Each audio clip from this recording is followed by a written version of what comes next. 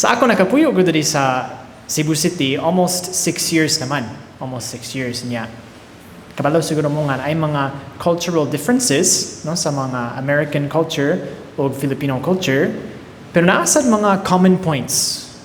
Common points na to sa mga Americans o mga Cebuano which make us similar and different from other cultures. No? Isa sa mga very similar points na nabantay ko sa ato ang mga cultures is that kanang mahadlok kahita mo sulti sa tinuod sa atong isigka-tawo.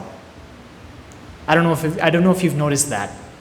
Pero sa akong culture, kusog kay bitaw na. Like if ever nadjuy kanang kaaway, example sa simbahan or ana, sa mga grupo nato, yeah, we are so upset with this person, nga oh, kanin siya, and then basta na ang tao, hi, oh naka, oh my gosh, I'm so happy to see you, like that, karang plastic ay naong ba? No? Like, kamantay mo na. Kami po, mga Amerikano, we're so good at that. Oh my gosh. For us, we say it's because tungod kay gusto may mag-polite sa mga tao, no? Gusto kay may mag-politeness, no? It's really a cultural value sa Americans nga dapat polite ka sa mga tao. And what I notice, I feel like, dito sa Pilipinas, ang rason nga nang mahadlok kita mo sulti sa tinuod sa itong isigka-tawo is, mahadlok ba kita nga basin gipasakitan? Right? That we, I might hurt the person, so dili lang kumusulti sa tinuod. Right? But basta, mauni ang gisulti ni Jesus sa atong Ebanghelyo. Unsa man to? Hello eh? Jesus says nga, basta, if you are going to the altar and you remember that your brother has something against you, leave your offering and go reconcile yourself with your brother. Oh my gosh, lisod na yun. Para sa mga Amerikano o sa mga Pinoy, so patay juta. Sa mga French, okay na kayo. But actually, I was thinking, nga naman ka, why is this so important for Jesus?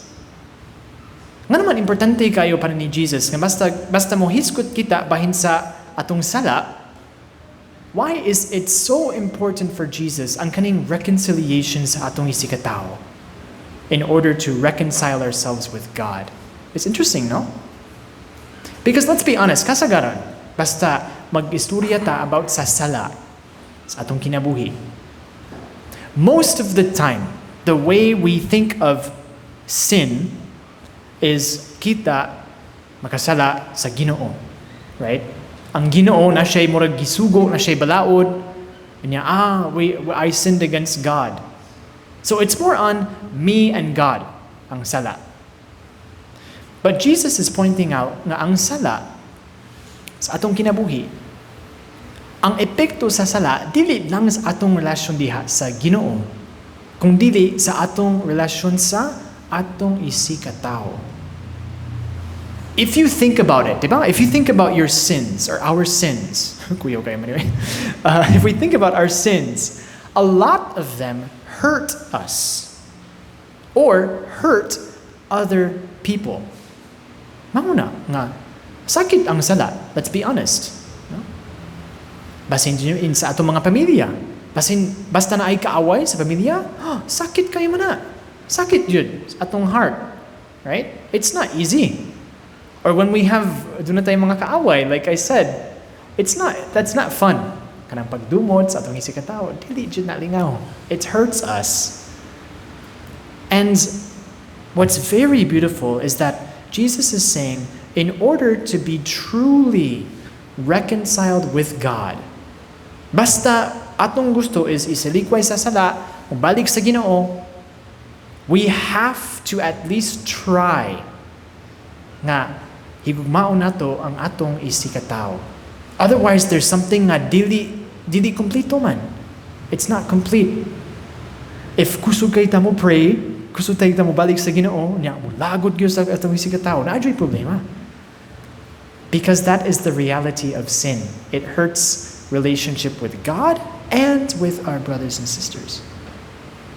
And so I was thinking, sulod sa kaning misa, unsay atong buhaton, or after sa kaning misa, sulod sa kaning panahon sa Kwaresma, pala mubalik kita sa Ginoo. I know kitang tanan na ay mga tao sa itong kinabuhi na naglisod kita. I'm sure. If I asked every single one of you, probably there's someone in your life right now nga naglisod gyud mo. And that's part of human life, no? But maybe what we could do is here right now, we can think of one thing we can do, even if it's very small, to maybe make a little step of reconciliation. Bisan gagmay lang yun. Maybe it's a change of heart. Maybe God is inviting us to change our hearts, even just one little step, even just a little bit. No, okay, this is baya, but even just a little bit. Or maybe it's a kind word. Maybe it's saying something difficult. Whatever the Holy Spirit is inspiring us to do, let's listen to the Holy Spirit. Para ang atong mga kasing-kasing, naadyo'y kalinaw sa atong kasing-kasing. No? Because ang sala, let's be honest, basta na sala sa atong kinabuhi, mawala ang atong kalinaw. Kay mahilayo ta sa Ginoo, mahilayo ta sa atong isigka-tawo, maginusara. Lisod man na. Lisod yun. God wants us to be happy.